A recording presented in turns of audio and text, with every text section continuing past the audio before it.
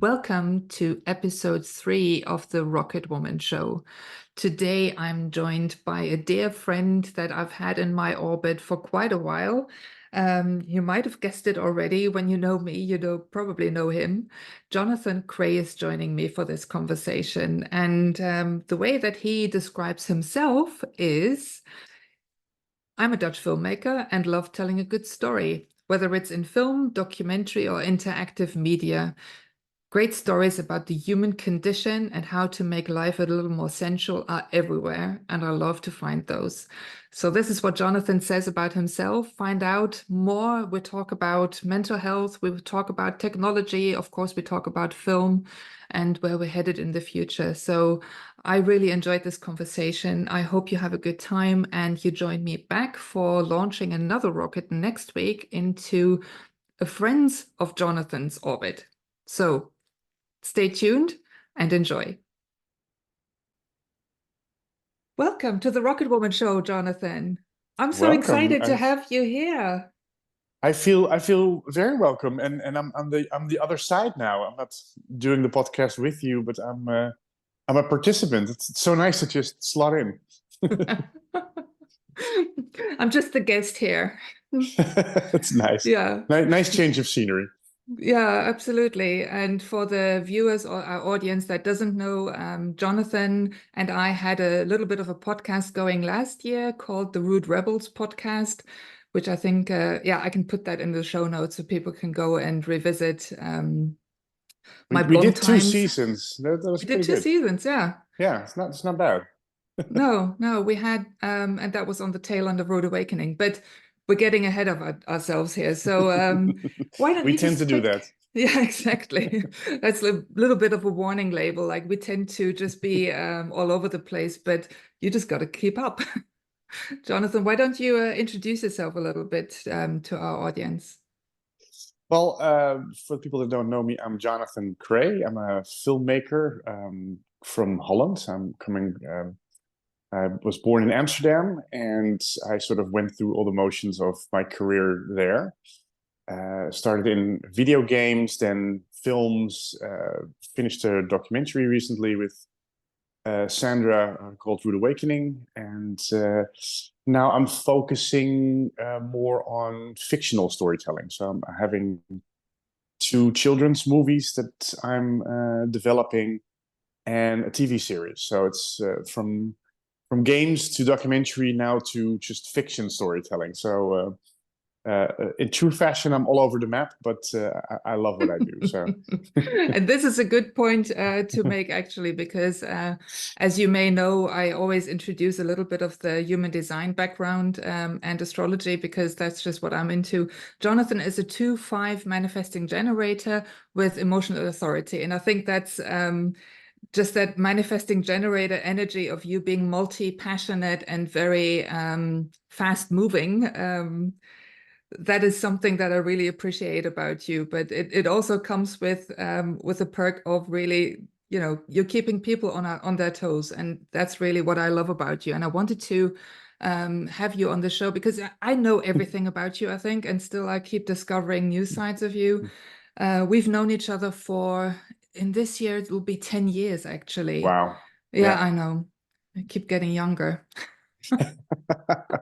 It is We bizarre. It feels like 20 in a way and like 5. It's time is getting a really weird uh like time moves really weirdly lately The for me at distortion, least. absolutely. Yeah. Yeah. And we met each other more through the spiritual background that we both have, or that we sort of both have been on our journey of self-discovery. And that's what we connected on back when we met. And we've just gone through so many life phases and life changes. And even more so, I now think this is a great time to share you with my universe and to tap into the orbit of Jonathan from maybe the perspective of what your genius is and how you gift your perspective and your insights to the world. And for me, you're just a storyteller. You're a super creative powerhouse that just has such a unique view on on humanity and on life's challenges. And I think especially coming from that spiritual background a little bit now, looking out into the storytelling that you're gifting, how do you combine those two worlds?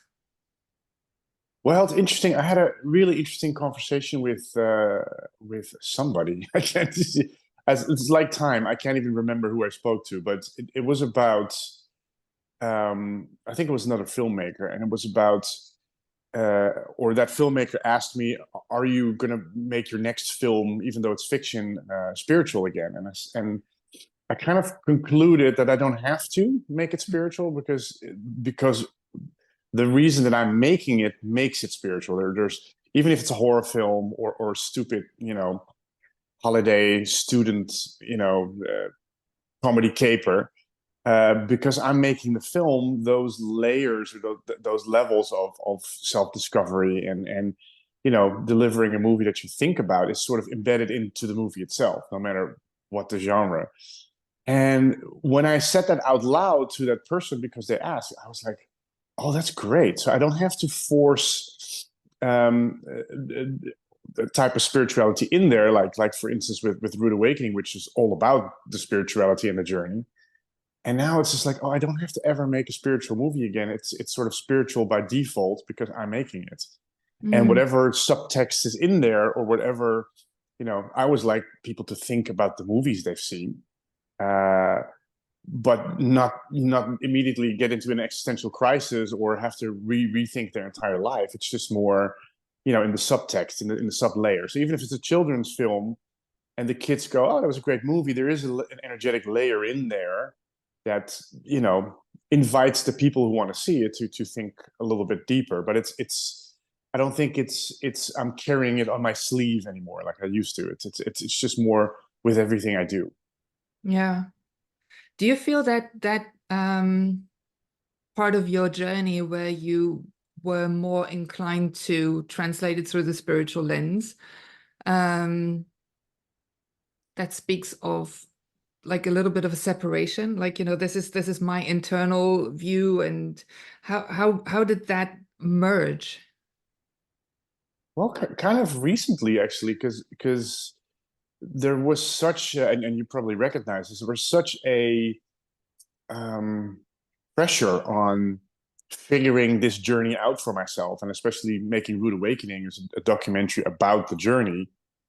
There was a huge pressure to unearth it, unlock it, make it visible to people, and I think many people know the story behind it, where we as makers had to go through these motions again while making it. So it was all very, there was a lot of pressure. There was a lot of things that my human thought, oh, I need to do this and I need to do it this way, and I need to be visible and need to tell people about this journey and show them that I'm a good student, I'm a good boy.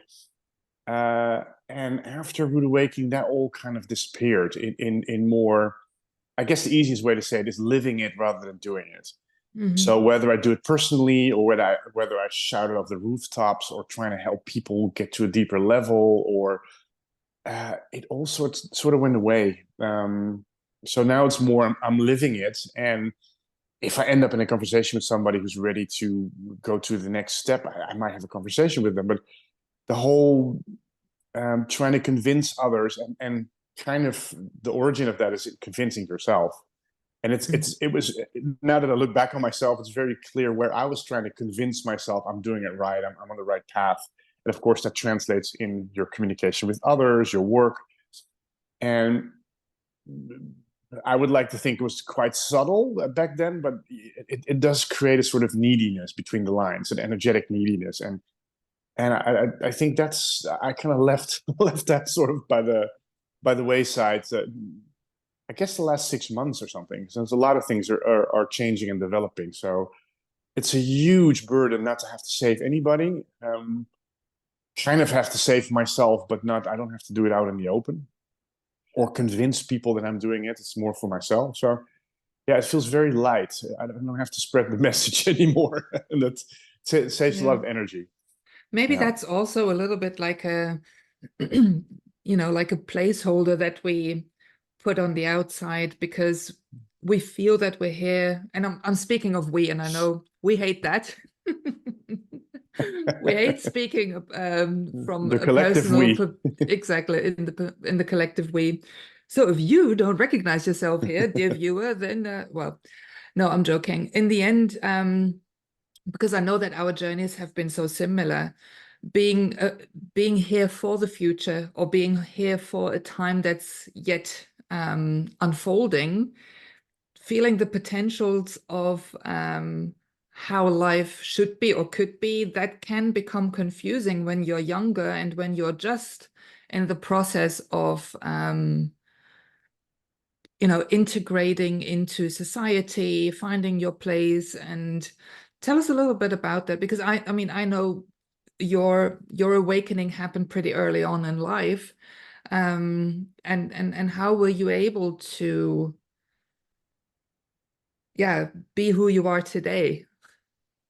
And it's funny because I was sitting on a terrace yesterday because I want to catch the last rays of sun, and I got talking to some totally random people, and they asked sort of the same question, or we asked each other these kind of questions, and um, yeah, I mean, for me, I grew up in a very spiritual household. Like my father was a hippie, my mother was a hippie, my father was with the Bhagwan, the sort of Osho. in Osho, the Indian guru that came to America for a long time. So everything was orange, and I had to call them strange names, and there were weird dance sessions in the house, and and then afterwards, my brother was also into spirituality, and I think both my father and my brother became teachers or trainers in sort of half spiritual, half coaching business. So I was constantly in and around spirituality and kind of interested in it, but I also saw the fallacy of it. Like I saw my dad just completely lose his way and be very vague and do one thing or say one thing and then do the other. So I was very interested in finding out the truth.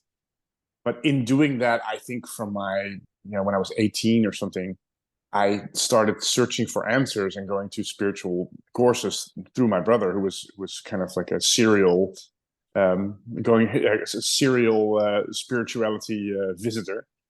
And after a couple of decades of that stuff, you kind of learn, what fits, what doesn't fit, and I think mostly the stuff I didn't resonate with and the stuff I did, and usually all of the sort of fluffy, like when it's really out there, I couldn't do anything with it. I couldn't land it. I couldn't make it practical. And I think my version of spirituality, or the point that I've arrived to, is very practical. It's very down to earth. It's very in life. Having a broader, kind of a bigger perspective of wisdom, but still being right in the trenches, not fighting, but sort of not being afraid to completely immerse in life and doing very normal work and that sort of stuff. So for me, I had to really come to that sort of my specific flavor, and like we found out with Buddha Awakening, there is no specific flavor. There's just your Mhm. flavor, and we tend to, or I tend to, click into groups of people or spiritual systems because it's just nice to feel that there's a camaraderie, there's a group. But ultimately, I sort of escaped from all those groups as well, and it's basically started doing my own stuff. So with a long answer, but yeah, I was kind of born in spirituality, like in a very spiritual world, so that propelled me to start looking. And after a long time of looking and kind of like misfires and thinking I found the solution and not quite, I think now I find a nice balance Mm. for my life. But it's been very recent. I think the last 6 months to a year, maybe, to feeling like it's now kind of the dust is settling and I don't panic anymore, and yeah, it's pretty good. Yeah, it's a journey of integration, right? So, Yeah. and I also think that because it is such a personal thing that needs so much time and it goes in phases and it is so individual, it's easy to get confused about identity and get confused about, oh, this is who I thought I was, and this is who I thought I needed to be or should be, and this is who I aspire to be.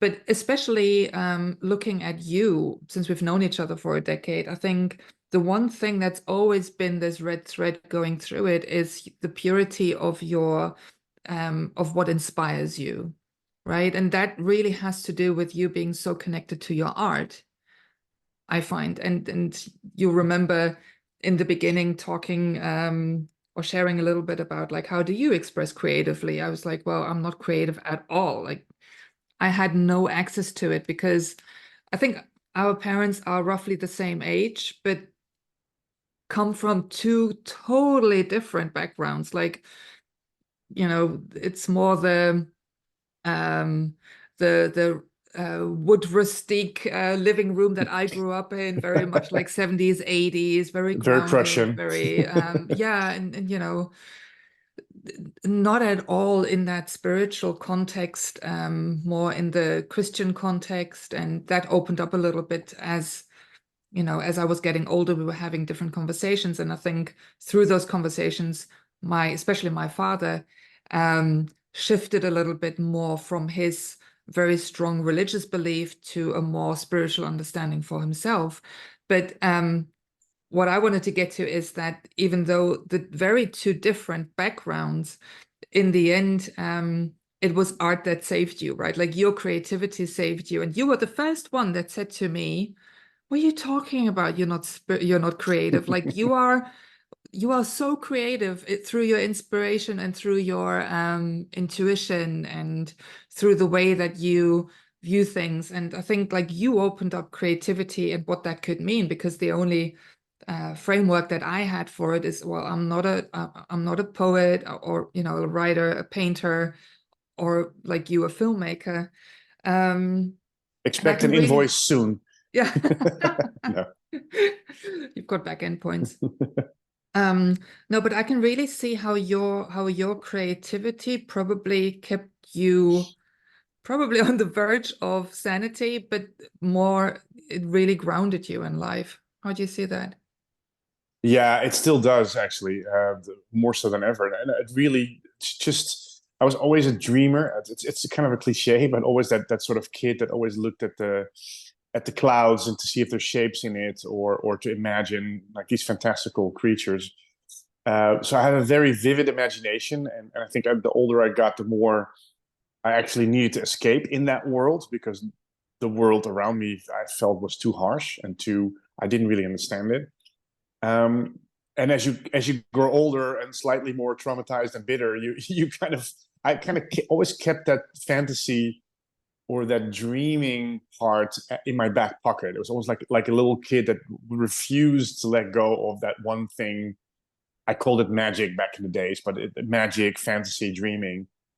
Um, so also watching movies, I was very interested in things like The Muppet Show, Jim Henson, Labyrinth, Dark Crystal, Never-Ending Story. You know, those movies that really spark, you know, that almost childlike imagination. That's why I'm such a fan of Steven Spielberg, because he's just a kid that never grew up, that always refused to let go of that innocence, and that wonderment kind of thing. But of course, then life happens and you get older, and you know, all of the things that cause resistance kind of stack up onto each other. But I've never lost that part.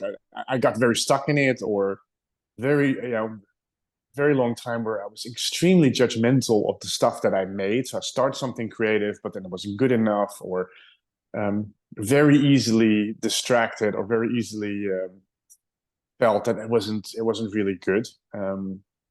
So that kind of was a Achilles heel a little bit, but I never stopped doing it, no matter how much I felt, you know, the imposter syndrome, or you know, the sort of the pain of working with people sometimes because they're not doing what you want them to do, or you get stuck in ego or power games. And there was always a reason for me to see, oh, you see, you know, humanity, I can't do my work because the world is this Mm. or that.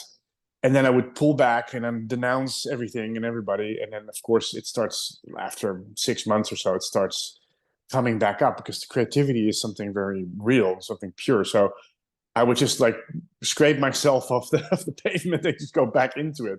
So there was a tenacity in always just keeping doing the work, or me going back to the creative work, to storytelling. But it feels now, only now, the last like year, that I've found kind of it's almost like the, what do you call it, the baseline, the Mm-hmm. plateau, uh, of, hey, I can work like this and not be disillusioned, and work with other people and not get stuck in their whatever they're doing, whatever their passions or traumas are. And it's very, very relaxed. I can actually really get into the creativity without getting stuck into my head, or dynamics with other people. And that was a big, big difference. But yeah, that took me nearly 50 years to sort of become a little bit more free. And even now, I have to sort of see what that looks like when I make a next movie that's, for instance, that's a fictional film or a children's film. It's all on paper. It's great little, pitches and stories, but I really have to see what happens if I now, create a team, get the money people involved. So it's interesting, but I have a lot of courage and trust now. Mm. That always used to be kind of dependent on other people, and of course they never do what you want them to do. So I think for the first time that is really landed, where I feel I feel safe and secure enough to really think big and dream big, and also know how to do it, how to put it in the world. And I think that was the big problem usually, that I could dream it, but I couldn't really put it out Like, there. how do you Or translate it into something tangible, right? Like, and you hmm are somebody who's very structured, um, and very practical, which I think is another admirational thing from me to you, because I'm so in the moment and it seems very unstructured. But I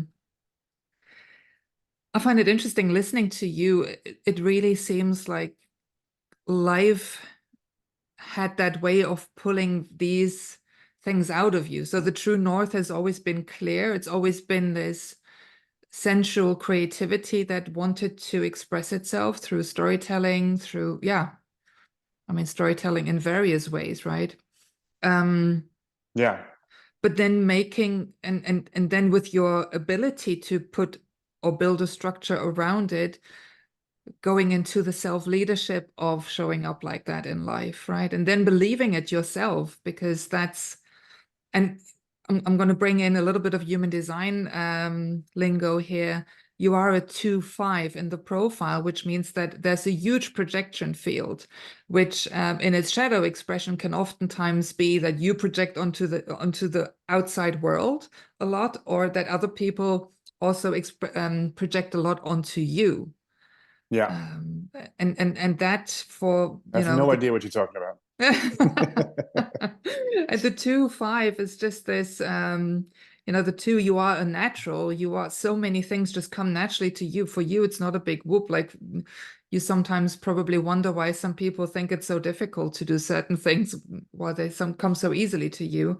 And the 5 is, yeah, you have a knack of universalizing pretty easily. Um, and then to see it reflected in the way that life invited you to keep embodying. I'm so glad that, seeing the way that your life unfolded, that you had that integration of the spiritual spark within you in order to really ground yourself in life. Let's talk a little bit about identity and how that can be a distraction, but also how yeah, how that showed up in your life. Identity. Yeah. Well, I always thought when I was younger that I didn't have enough of identity. So I really wanted to belong to certain groups. Um, but I always thought, I remember this as a kid, I always thought I was very vague. I was very sort of an unwritten book. Like when somebody asked me in third grade, like, oh, what kind of car do you like? And I was not a typical guy, so I couldn't care less about cars or football or sports or that sort of stuff. So then somebody asked me, oh, Mercedes, and I'm like, yeah, Mercedes is nice. And then or Volkswagen, yeah, Volkswagen is cool too. And I really meant it. I kind of could see the All beauty in German it. cars, by the way. Yeah, Wink, yeah, wink. yeah. Exactly. Shameless plug of the week. This show is sponsored by. No, I'm joking. The German automotive industry. No, so I was already from an early age that I felt I didn't really have an opinion, and that sort of bothered me. So instead of like really banking on my wild imagination, I sort of, thought, oh, I'm not realistic enough. I'm kind of, I don't have an opinion about anything. I'm kind of like moving with the groups. But then again, I had friends in every group circle on my school. So I was hanging with the cool guys. I was hanging with the goths. I was hanging with the punk rockers, the hip hoppers, the black community. I was friends with all of them, and that confused the groups. Like, hey man, who do you belong to? Mm.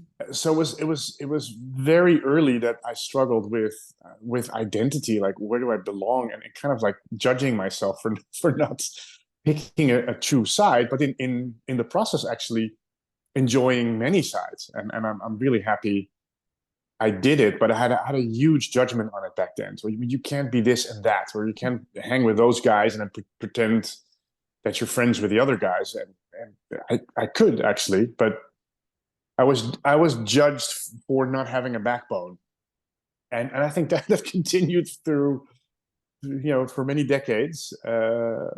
Trying to sort of become a film director and sort of carving out my place in the world, but always feeling like I'm not really choosing, or I'm not really taking a stance of who I want to be, how I want to speak, and whatever preference I have doesn't really matter. And that was a huge issue for me. And then I tried to copy everything around me because I'm a storyteller, so I can look at human behavior. There's nothing greater than sitting in a restaurant by myself, usually in the corner, and then observing the people. So I'm really good at behavioral science in that respect. But my mistake is that I tried to then emulate it. So I tried to sort of copy what a cool guy did or a cool girl did, and but never really doing what I like to do, or when I did, not seeing it or even judging it. So I always felt like I'm a sort of that whole imposter syndrome. That's if you look in the dictionary under imposter, is a picture of me going. And I think after Rude Awakening, because it was such a hard project and it was so confrontational on so many levels, it sort of popped through, because I had to show up for myself, or I would have gone literally crazy. So it's kind of funny how then I seem to attract a situation that I've been trying to avoid my whole life to in like Rude Awakening or a project like that, to really pop me through to the other side and going, okay, well, it's time for you to be the leader of your own universe, or of your own, to take your dreams seriously, to take on any persona or identity that you want to, knowing that it's flexible. So if I do that today, I can let it go tomorrow, and not get stuck in it. And then all of a sudden it's like acting.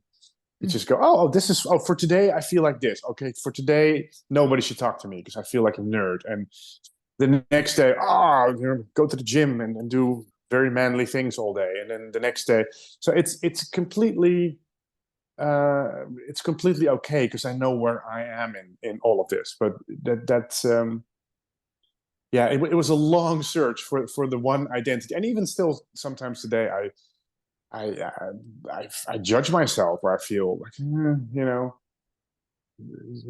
think yourself as a loser, or I feel like shit today, and so it's not that it's gone away, but it's I know much better what the baseline is. Yeah, I think and I I think think do to you see, experience that as well with yourself, like in this?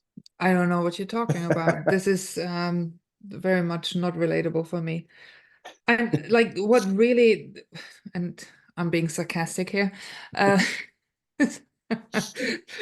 little disclaimer.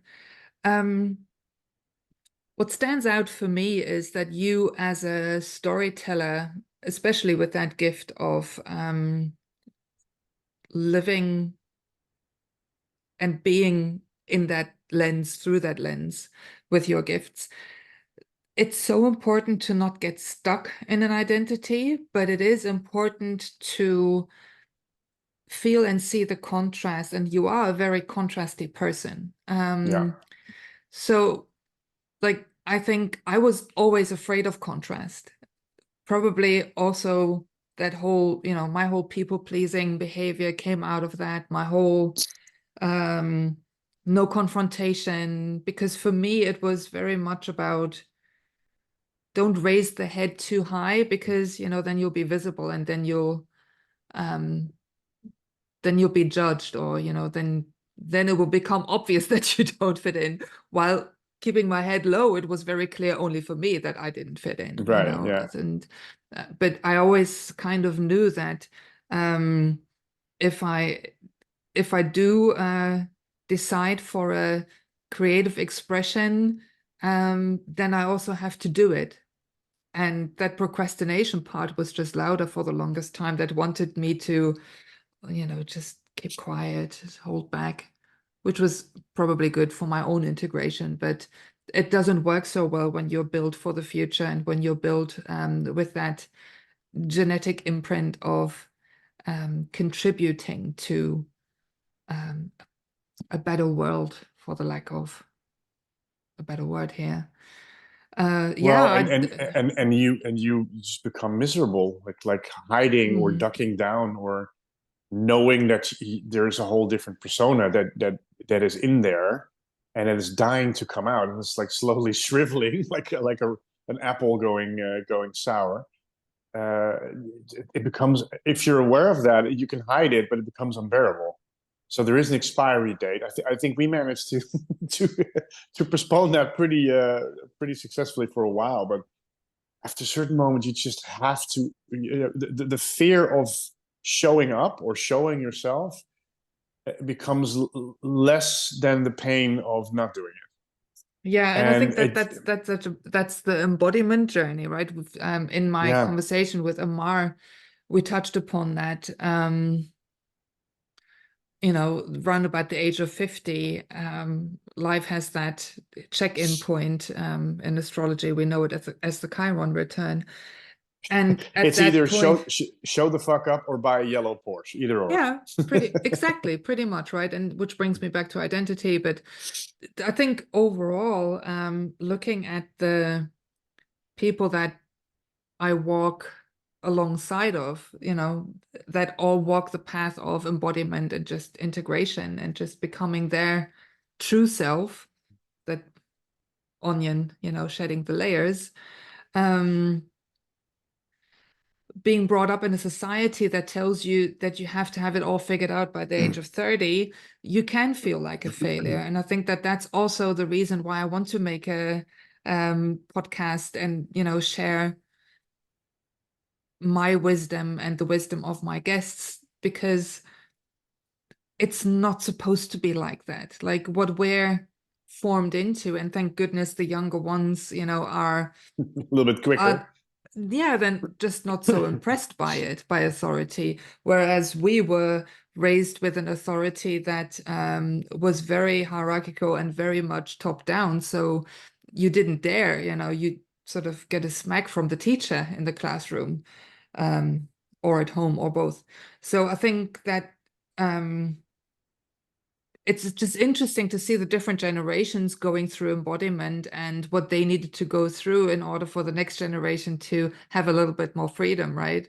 Because in the Yeah. end, I think, especially with two different, well, parents that are of the same age, you and me, have parents that are this, born in the mid or 40s, round about, end of the war. So also a different programming, a different starting point into their lives.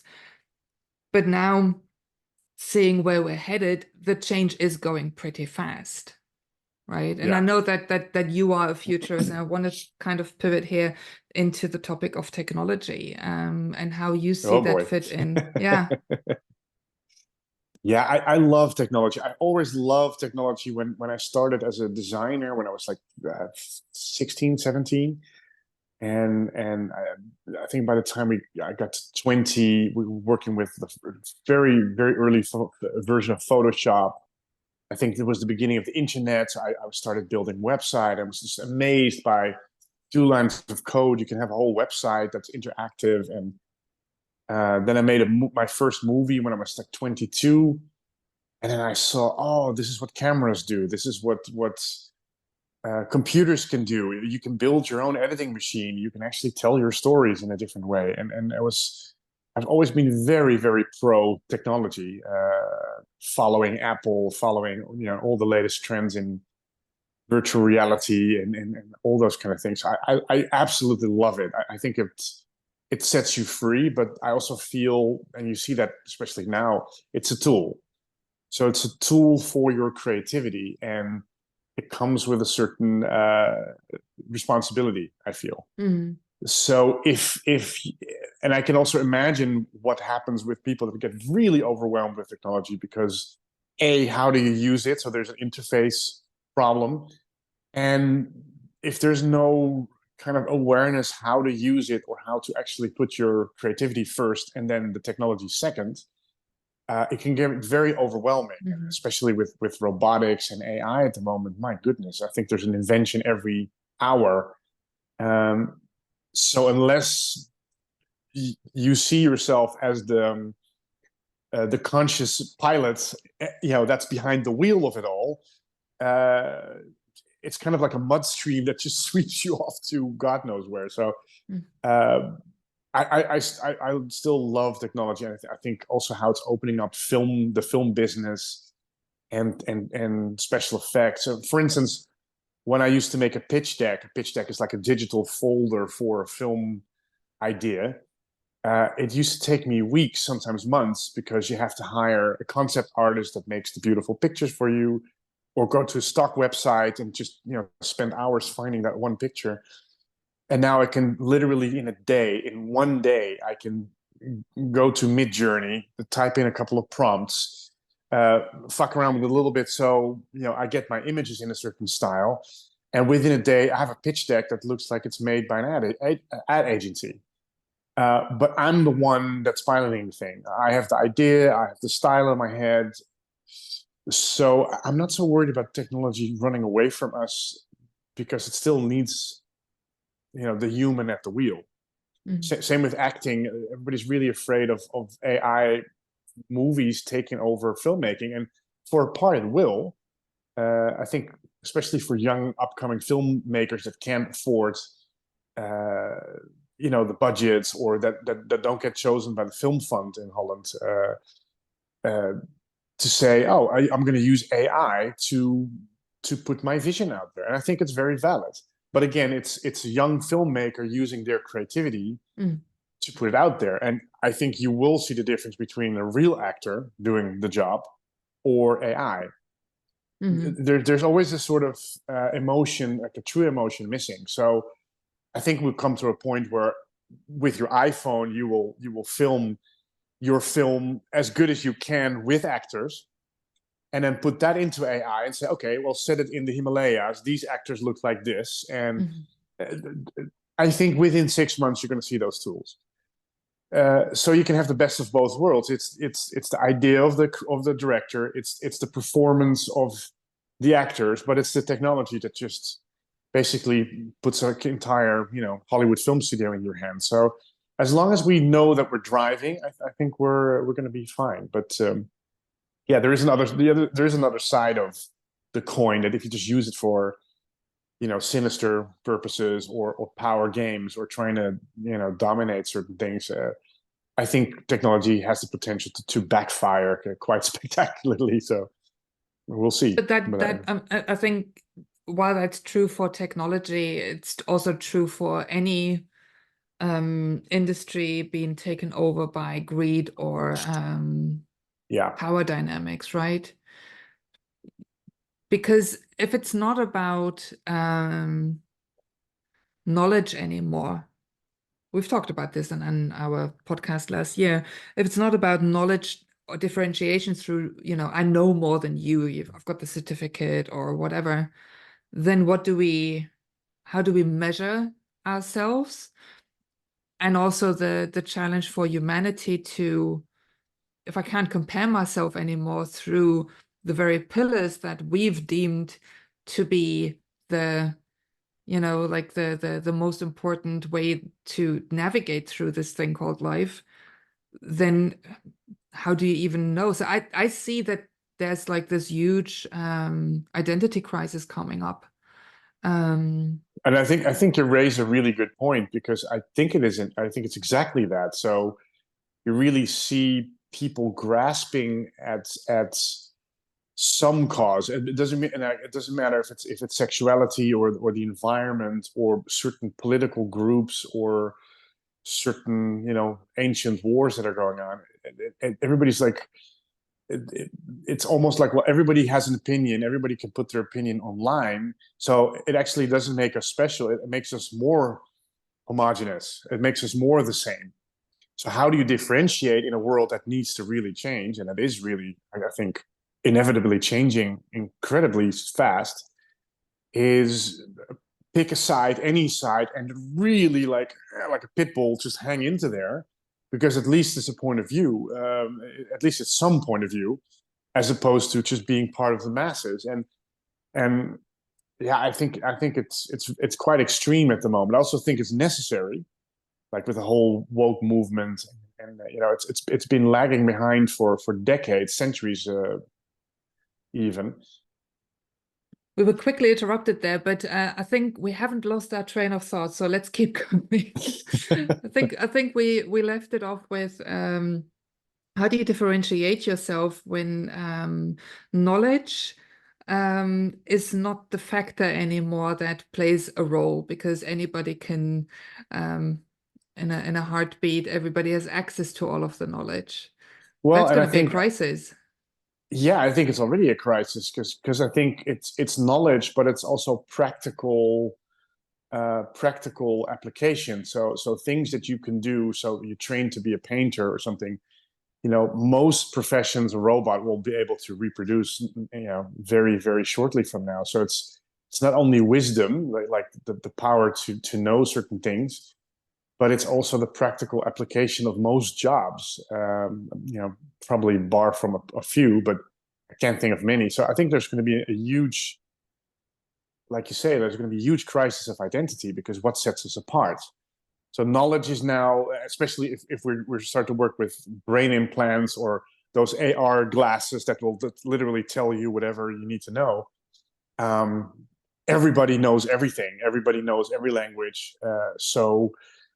And I think you are seeing that crisis with the young people that are desperately trying to sort of break out of the old system, which I think is a really, really good thing. Every generation needs to do that, but I think just this generation especially has an urge, and they're kind of ignoring all of the old structures, authorities that just don't want to do certain shitty jobs that we want to do. They're going much faster, they're much smarter, but they're just not interested in repeating our kind of history. So, but I do see that group having an identity crisis, and I think you can see it really by the whole woke movement. It is so extremely, like, the one hand being really flexible and relaxed and trying out different outfits, different personas, different, whether it's sexuality or preference or creativity or work, doesn't really matter. So I think it's a really good thing. It's opening up choice, like whatever you choose, decide to choose, it's fine, as long as it makes you happy. Go do it. On the other hand, I see that a lot of these young kids are so have such a they have such a strong idea about a certain decision in choosing a sexuality or choosing not sexuality, that's almost like they're clinging on to a certain truth and identity, almost even more than we were. because it is all the same. Everybody has the knowledge, and everybody has the whole world is kind of, the playing field is kind of equaled. So it almost feels like the younger generation is now playing out that, looking for what is that identity.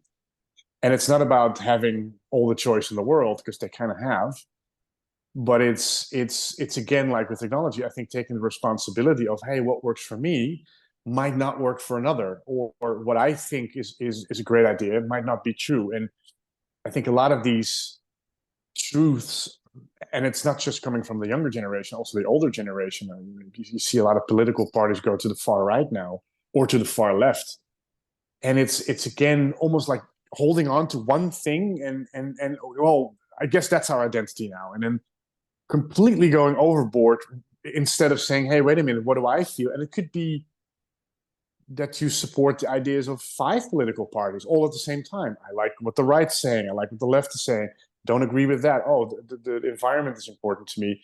But it's now you have to pick a side, and if they can't place you, you're canceled. So it kind of feels going backwards in everybody's now so desperately trying to find their identity, without maybe always the awareness and the responsibility what that means for you, not for another person, for you. So we tend to make the other person responsible for our own choices, and I think that's something you see a lot, and I think it has definitely to do with what you just said. It's about identity, Yeah, by and I finding a think, new, and it's important. yeah. I sometimes get irritated by the extremity of it, and almost that you can't say anything, even if you mean it from a different place, from a good place. It seems to not be registered almost. But it is very necessary to pick 2 extreme points, and then come in the middle at a certain point. Yeah, and especially in my conversation with Amar, we talk about that, the middle, right? Like, can we bear to be in the middle of it, like without picking either left or right, to just be in the middle and, like you say, navigate from that place. Also, the movements are not as extreme from the middle if you don't go into the far, you don't go off center so much. So I think it's Yeah, about, what are you informing your life with, by the way of beingness rather by the way of doingness, when that yeah. discernment, I think, just will become more and more important. And yeah, like overall, I am a hopeful romantic. I don't think that we're doomed. Um, Not at all. but I also think that, we have never been in such transformative times, with the technology and consciousness and everything being on par. Yeah, So that's why I think it's also so good to see that more and more people are making it mainstream to talk about all of these things. How yeah. important it is to um, have an understanding of self. And it's like, even though we are, more like the dinosaurs in this in this sense, because for us it's old news. Well, and Now, yeah, in a way, for us it's old news, but I think we're also going, we're also going into the new. I think when I look at myself, and I look at you, and a couple of people like us in my vicinity, it is going into a completely new paradigm. It is a world that is inevitably changing. I don't think we're going to recognize it even a year from now, and I really believe that. So I think a lot of old systems will have to fall, and are falling, and not in a sort of anarchistic kind of on the barricades and overthrow the government kind of way. I don't think that's going to happen, but the school system is very, very old. The financial system is very old. Medical system, the way we deal with mental health, education, it's creaking at the seams. So it's and the younger generation is not even accepting it. So it will fall down. And I think the best thing we can do is not fight it, uh, either extreme one side or the other, but just keep breathing and always be aware of your own center while things are changing. Like, who am I in this change? What do I want to experience in this change? What is the example that I'm setting in this change? And whatever other people will do, if people lose their fucking minds or there's wars or whatever, yeah, it's horrible. But the biggest change maker is you with you. Mm. And if you change a certain paradigm, your neighbor or your friends or your loved ones can look at you like, oh, okay, everything is going to shit, but this person actually keeps their head on their body, That and self-responsibility, yeah. that's it, and creates a version of life that works and that is elegant and in balance. Hey, so it can be done amidst all the chaos. So it's not denying all of the change or all of the chaos at all. It's not sticking head in the sand, but it's, yeah, I can really get on the barricades and then this party and that party is wrong, and but what a waste of energy. I have my hands full literally on waking up every morning and going, okay, I can start the day with a new, fresh, creative outlook, or really setting the tone by waking up easily, having a coffee, uh, deciding what I want to experience for the day, or waking up in a frenzy and letting my thoughts run amok, or going into old belief systems that I have from old traumas. I guarantee you, within 10 minutes, I'll be completely worthless to myself and to society if I don't take care of myself first. So So I think that's new, right? Like I think our worlds have become so much bigger over the past 50 years or whatever, like definitely 100 years if you look at the whole industrial evolution.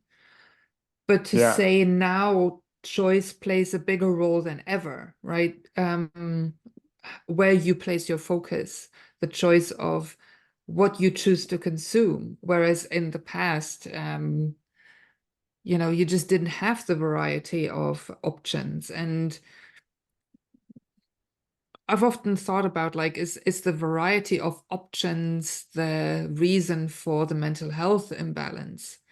But I actually think it's the over information of noise, so it become more and more important to investigate with yourself, and focus and attention will be the new currency, because yeah, that's in the end that's where energy is created into, or manifested into the physical yeah, realm. yeah. And I think it's a great point, because I think it's not. I really do not believe that mental health comes from that. I think mental health from the fact that it's we just haven't, as a humanity, haven't been really ready for this kind of information overload. Like all the time from all sides, everybody has a platform, uh, and Or a podcast. or podcast, yeah. And even me knowing all this, spending way too much time on Instagram, and then feeling like shit, and then I get, well, I know why I feel like shit, because it's not so much at the things I'm watching, but I'm tuning into other people's energies for hours on end. So I'm taking over that energy. I'm taking over those ideas. It's just sits in my system. And the first 5 minutes is nice for inspiration, to look at other artists. I have a lot of artists on my Instagram feed, and it's nice to get inspired. But that dissipates after 10 minutes. Yet I keep watching for 2 hours, and there's a certain boredom in real life, because this is almost like a snack. Why prepare a meal for 2 hours if I can go to McDonald's? It's like this little, almost like this informational snack culture.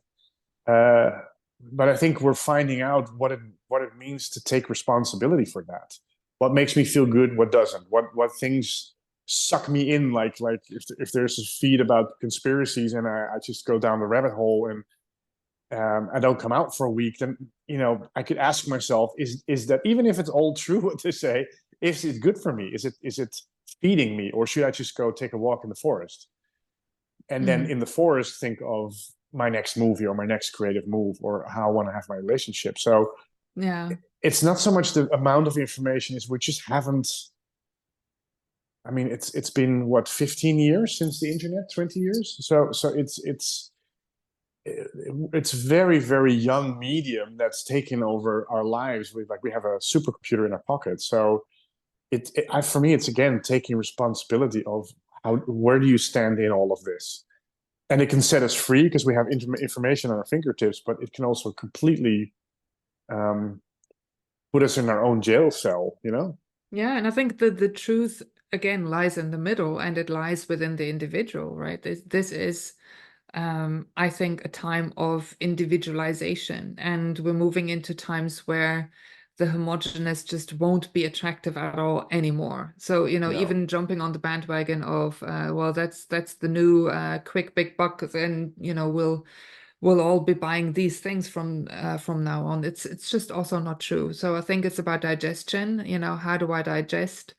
Am I over consuming? And what is, like when is it switching from I choose to consume 5 minutes of inspiration rather than now it's consuming me? Yeah. Right. And that we're becoming more sensitive as all of this is happening. While you would probably, somebody who's not so deep into this journey would probably say like everybody's becoming more dumb, but we are Yeah. becoming more sensitive. And maybe I think it's an interesting point because maybe it's also we're becoming as a planet more authentic. Mhm. So, but that also is a huge responsibility, becoming more authentic with yourself, but also with the world. And I think that's the positive side of people experimenting with their points of views and sexuality, and it's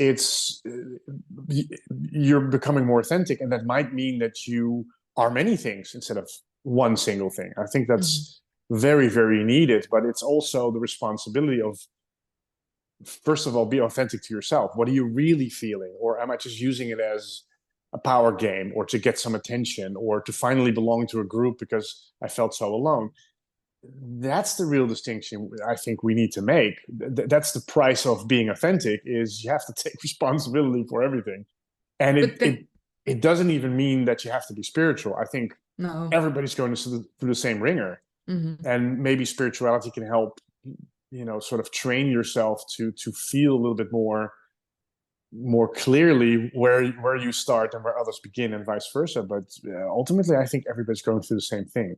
Well, self-awareness, right? Like this is a journey of Yeah. self-awareness. So I think whether you like the flavor of spirituality or any other form of self-discovery, and and Yeah. and that's, I mean, I think our generation was just very much informed through spirituality. So that's like that was our endpoint. But ultimately, life happens in the friction of that, and the friction requires us to be in the contrast. And I think that's something to address as well, when it's so easy to train your algorithm, and it's so easy to not go into any confrontation because it's just everything is just agreeable and I'm just sitting at home and staying in that bubble. I think it will become more and more important to go back into the community and to contribute to something that is bigger than the little me that wants to achieve something or that wants acknowledgement or whatever. So again, that self-discovery needs the tool of interaction, right? Yeah. Yeah. I feel more and more that that's going to be the case. That we just need to connect to each other more, but again from a place of openness. Sounds very hippie, and I'm hearing myself saying it. But it's almost like um yeah. What did I read the other day? Like almost the contrast of art itself. Like, why is AI so good at replicating certain artists or certain styles, and it's getting better and better, but not quite the artist's touch. And because it's contrast, it's chaos. Mhm. An artist might do something that no previous artist has ever done. Unpredictable, yeah. It's unpredictability, and unpredictability is an expression of the subconscious mind. Or I mean, there's endless books on this, but that's why I like contrast so much, because it's puts things under pressure. It sort of requires you to deal with it. Hmm. If you have a glass table with a rock embedded half into it, these two things shouldn't be together, yet they live together. And I always find that very, very inspiring, because it's when things bite, it does something. You get an emotion. Hey, this doesn't fit, yet it fits. And it does something with you. And I think, um, what you said about connections with other, connecting to other people, it is going the other way. It's actually, we're avoiding contrast, and everybody has to be politically correct and homogenous, and you have to be, it's like a tightrope, instead of saying, no, it is okay to have contrast, even for two people of vastly political, you know varying ideas, to have a conversation, but not make the other responsible for it.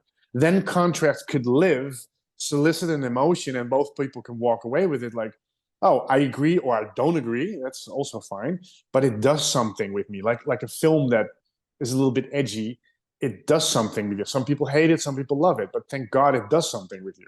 Hmm. And now the political correctness is almost walking away from any type of dialogue or seeing another perspective that isn't considered true. It's almost it's almost a really it's almost like it's a little bit teetering on fascism. Like, sometimes the way it goes into extreme, uh, whether we just should have a meaningful dialogue, whether we agree or not. And I think there is a boundary where it's about, like, bullying people or bigoting people, or even killing people. There's a very ethical line there, but um, I think we can't evolve together if we simply stop talking and pointing fingers. And I Hmm. think even the big movements now in the world that are basically patenting their truths are starting to realize, like, okay, this is very one track minded, and the world is becoming a very strange place if we keep doing that. Um, yeah, so I think it's very interesting. So for me to sort of keep a healthy distance, Mm. and sometimes also don't react when people ask me about opinions. Say, I don't have an opinion about that. I see it's an important discussion to have for the evolution of this theme, so everybody can finally be free to choose whatever the hell they want to choose. I just don't agree with the way how. And then when people try to sort of like bait you into a discussion, I usually say, like, I'm not going to get into this.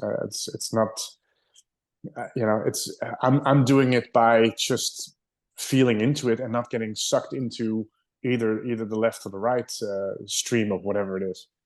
But that's I think also that stability, or the being okay with not needing to know, being okay with not needing to be part of every conversation, in the sense of, I know the truth, and I'm going to make sure that I'm recognized for being part of that group. I think it's again that making sure that you check yourself at the door. So I don't think that humanity has a way of dodging that bullet, of No, confrontation. it's And coming, and yeah. it's yeah, it's one of those things where you can't avoid it, but you can't also avoid the outcome. And the outcome is going to be, there's probably going to be a few years of excruciating opinions and truths and morality, and then I think it's going to relax again. But then hopefully, with all of that new choice and new flavor, just integrated into the respective groups, rather than everybody has to walk the same line as whoever thinks they patented another truth. And it feels like a part of like the planet growing up. And it's I think we've paved the way a little bit by asking those questions from an early age, that now the whole planet, I think, through this information overload and this choice and this seeing much more of the planet than just their neighborhood, I think it's a natural evolution of that. But it's the world's, you know for me, it's the world going through the same motions that we went through, but now on a massive scale, like on a mass consciousness level. And there is really nothing you can do. You can't delay it. You can judge it, but it's going to happen anyway. So it's yeah, just don't get too caught up in it. That's why it's so important to have storytellers like you, so we can just get a bag of popcorn and just observe. Yeah. And I think there's a lot to do with like, and I watch a lot of comedy, like stand-up comedies, and if you really want to know how the world is doing, look at comedians, comics, and it's all walks of life, black, white, yellow, every color of the rainbow, every inclination, every sexuality, and they're all saying the same thing. It can't be that things are censored, especially not the role of a comedian, because it's always been in a fun way, it's kind of like tickling the status quo, whatever status quo that is. And the moment you say no to comedy, or you hit somebody on stage because they made a joke, that's when things become so serious and so stuck. And the moment that the comedians are silenced, then it's not a good place anymore. It's kind of a dictatorship of opinion. And I think it's, if you look at the comedians now, a lot of them are kind of, saying whatever they want to say, and actually kind of like pushing at the wound a little bit on purpose, and they're not being canceled anymore. So it's slowly starting to work again, where they just kept their voice intact, and now it's, people can laugh about it again. Like, what the hell are we doing? And I mean, like, why is it even important to cancel something when everything is coexisting and in the information overload that we have anyways? Like, I've always said, if Christmas decoration was available, 12 months in a year, then we'd have true freedom. Everybody gets to choose when to decorate, Yeah. like, or everybody gets to choose like when to consume what, and what feels good for them. But that requires a very strong individual clarity, and I think that's why that journey and those conversations are so important. Yeah. Switching gears, Jonathan. The Yes. 66. It's the 66 questions. I ask all of my guests. Just right off the bat, what comes to mind? What skill You would you should like to you have? should have an intro like, Oh, okay. sexy A jingle. six, Yeah, sexy yeah, yeah. six. You're responsible for creating this media, so please go ahead. Until we get there, what skill would you like to have? What that I don't have yet. Yeah. Oof, that's a good one. That's a hard question, actually. I think for me, the skill is the skill of truly trusting, like the just being. And I'm doing pretty well, but like sometimes I see people around me that truly can trust, like blindly trust. I'm teetering on the naive sort of hippie, going like, "Oh my God, this is so great." And I kind of sometimes I am jealous because my mind is very active. So it's just blind trust. And if it doesn't go well, oh well, we'll do something else. That's something I'm aspiring to still. Okay, that sounds awesome. Um, then, if you could spend an hour with anyone, dead or alive, or fictional character, who would it be? What would you do, and why? Oh, that's a hard one. Good questions. I think Steve Jobs. Yeah, because Mm. it's, for me, it's the perfect blend between technology, visionary. He was also very mental, and not the nicest to his colleagues sometimes because of that, his vision. But I would just, oh my God, like yeah, I would just have a bag of popcorn, and I'd probably spend a day in his empty house, because he was notorious for not being able to decorate his house because he didn't know what to choose, and he thought everything was ugly. So he had an empty house when he was just booking success with Apple. So I would sit there on the floor in his empty house and just talk for a whole day. That would be Mm. spectacular. Awesome. Let us know how that goes. If you were president of the world, what would your first law be? And yeah, that you would implement. Oh God, probably immediately decentralization of everything. So it's there's some sort of structure to keep us all sane, but yeah, decentralization of banks, of authority, of everything. So it's like cryptocurrency. It's up to the people themselves, and there's a sort of, like the crypto wallet or the ledger. It's there's a couple of rules. So there is a little bit of a guideline, but most of all, people would sort of govern themselves. Yeah. Yeah. Yeah, I think that would be really interesting, because I know that, most of the things that we still um, take, as given, it's just out of the comfortable zone that we're in, right? Like if we had to figure something out now, we would figure it out. I mean, we figured out how to be through a pandemic, right? I think. Yeah, and it's I find the whole meddling. I do think it's needed, that there is a governmental function and that there is a structure and that there is police and because it is the lowest common denominator. So it's not everybody can handle that responsibility of figuring it out. But I think we're moving towards that as a society, and there's too much control. Even how you run your business, Mhm. and it's that old example of the restaurant. There's a restaurant in, I think, in England that started it, that you eat at the restaurant and you can actually pay what you think it's worth. And Mhm. everybody was saying, "Oh, you guys are insane! Bums will come eat and they'll pay five cents and you'll go bankrupt." Actually, they make 5 times as much as the projected if they had a Mhm. normal restaurant, because they're inviting people's freedom to make a choice, and it works Yeah. because they're happy and they're seen and they're, oh, I can make a choice about And this. that's oftentimes, right, like thinking, oh, but what would happen? And then, you've let it go and you're completely surprised by the outcome. Yeah. Yeah. So, two more questions. What's your most controversial opinion? Oof. I don't really have that controversial opinions. I really don't. I really don't. Yeah. It's kind of what I said earlier. I don't really have.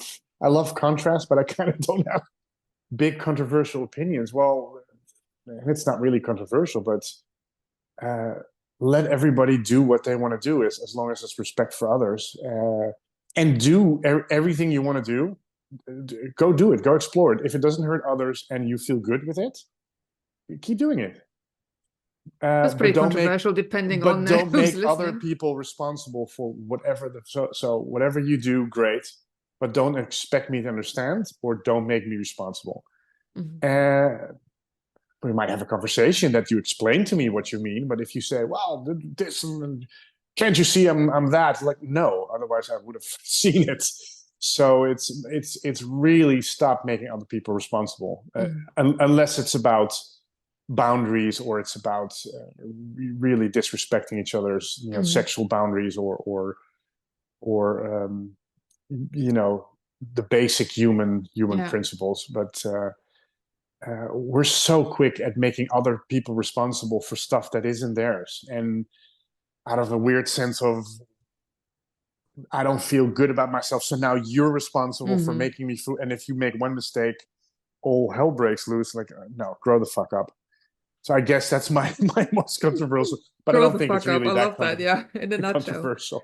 The next one should be an easy one for you. Choose one. Your favorite book, movie, or song of all time, and why? Doesn't need to be all three. You can just pick one. Well, book was The Time Traveler's Wife. It's incredible. I think I cried through the whole thing. Uh, it's about a guy who time travels and then basically involuntarily, and I'm not going to spoil anything, but it's one of the most amazing books I've ever written.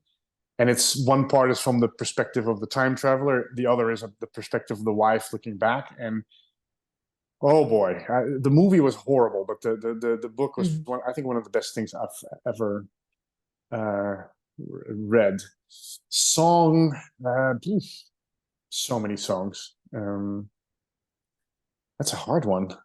That's a really hard one. So many songs. Um, yeah, can't think of any at the moment. Yeah. But movie? Movie, yeah, that's also a hard one because I like so many movies, but one of my favorites has to be Jaws Hmm. from Steven Spielberg. I knew you'd say that. It's the near perfect movie. I know it's a commercial blockbuster, and people sometimes laugh at me for this, but the structure of Jaws, the way he tells the story, and then just with the music, and um, it's the perfect structured movie. I think it's still taught in film schools at the moment. It's the perfect 3 act structure. It takes you with it. It has real characters with real depth and emotions, and they're all kind of flawed. You know, a chief from New York that now has to work on an island, is falling half asleep, and then has to deal with a shark all of a sudden. It's not like these current movies where a lot of characters are cardboard cutouts. These are real people, Hmm. Yeah. and they're flawed, and they make mistakes, and they're under pressure. They do stupid shit, and it's almost like the shark is a metaphor for the pressures of life, or Mm. stress, or trauma, or life just relentlessly gnawing at your feet. And I love how they barely make it. It's not the soup like you sometimes see with the Fast and the Furious, or these ridiculous movies, and everything goes well. It's flawed beings just in the nick of time making it. Mm. And yeah, it's one of my favorite movies. Yeah. Yeah, so if you haven't watched it, go back, watch that. Yeah, It's a classic. Then exactly. my very last question, what are you personally most excited about in the future, personal or collective? I'm really excited to start making movies again, like fictional movies. And I started, but it's really hard to get a foothold in the Dutch film industry. It's kind of like shut down in a way a little bit. So I'm trying to do it internationally, and I'm part of me is a little bit hesitant in oh my God, it feels like such a long road ahead. On the other hand, I've been doing this for 30 years, so it's not about the skill set or the belief in myself. So I'm really looking forward to that, pivoting into meeting a nice, a good producer, good distributor team that I can do multiple films with, and I feel it's coming really close. So it feels a little bit far away, but at the same time, it's sort of knocking at the door. So I'm really excited about stepping into the next level of telling stories in a like Rude Awakening, like in a Mm. very high level way. So no clue how to do it yet, but I keep chipping away at it.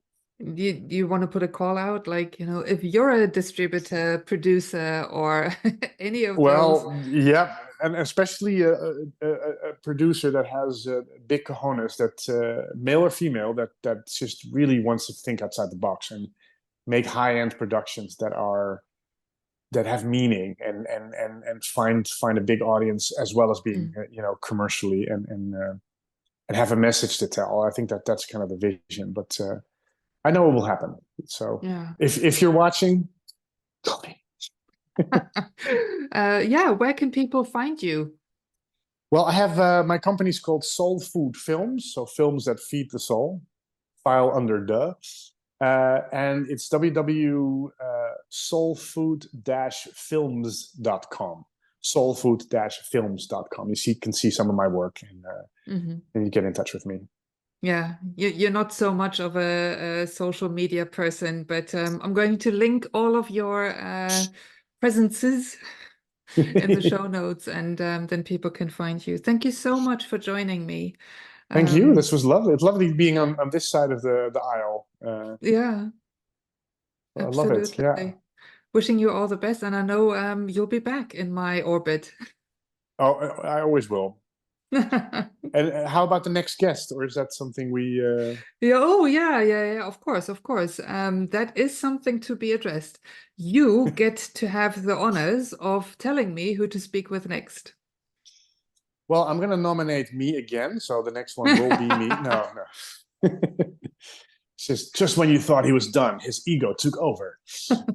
No, my next guest that I wanted to introduce is Muriel Horst, and I've known her for, I think, about 15, 20 years already. Uh, very very good producer. loves making short films, working with amateur filmmakers, giving new filmmakers a chance to really hone their skills and work on quite big productions. She has a company called Keys. I can never pronounce this. AQ's Film, and it's really interesting because they do commercials for normal companies, but you take 10% of your budget and is put into the short film version of her company, and that supports short films made by new coming filmmakers. So basically it's a social enterprise, and I love how she just keeps on chipping away at it, and because short films is not really a medium that's very, very commercial in Holland, but she just keeps chipping away at it, and just working with wonderful people, and she has a lot to say about the film industry, and how can you hone talent, and I think it's very special what she's doing. So I love, and I think you two will hit it off. So yeah, I'm very excited. And what question should I ask her? You tell me. I think a question, and I asked her this question too, but it's nice if you do it as well, is where do you see this going? Where does she see her company going in a couple of, what is her end goal, or what is the vision, the ideal vision of that company that she's running with commercial side and the artistic side? Yeah. Great. I'm on it. Yes. Yeah. I'm looking forward to it. Next week, Friday. Stay tuned, everybody. Thank you so much, Jonathan. This has been a true pleasure and honor, and I'm going to wish you all the best of luck, and I know you'll be back. Yes, you too. Take care. Bye. Ciao, ciao. Thanks for tuning into the Rocketwoman Show. If you've enjoyed this podcast, please like and subscribe, leave a comment, and share it with your universe. We can always inspire each other's orbits. All episodes are available on YouTube and Spotify, and new ones are always released on a Friday. For updates, you can find me on Instagram at The Rocketwoman Show, and if you're interested in my work as a guidance coach, I work with human design, the gene keys, astrology, and plenty of other intuitive wisdom that I've collected over the past 20 years. So if that resonates, go and check out my website, thezencubator.com, or follow the Zen Cubator on Instagram or Facebook. I wish you a magical week and hope to welcome you back next time.